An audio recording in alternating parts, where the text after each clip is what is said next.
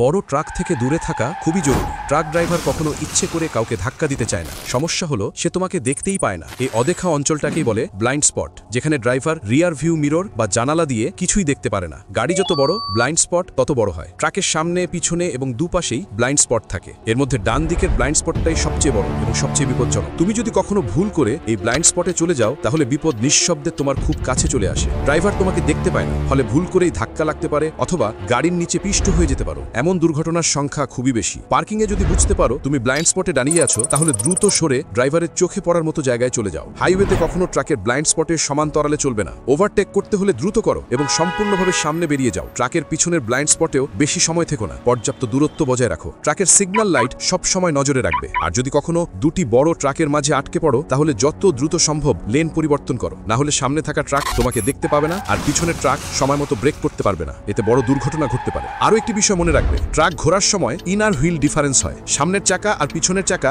আলাদা ট্র্যাকে চলে। ট্রাক যত লম্বা, এই পার্থক্য তত বেশি। এই এলাকাটিও একটি ডেঞ্জার জোন। সেখানে পড়লে ট্রাকের নিচে পিষ্ট হয়ে যেতে পারো। ড্রাইভার টেরও পাবে না। সব নিয়ম মুখস্থ করার দরকার নেই। শুধু একটি কথা মনে রাখো, বড় ট্রাক থেকে দূরে থাকো। এটাই নিরাপত্তার প্রথম নিয়ম। Safety first. স্মার্ট ড্রাইভিং আপনার জীবন বাঁচাতে পারে। যদি আপনি নিজের জীবনের মূল্য দেন, এই ভিডিওটি লাইক করুন।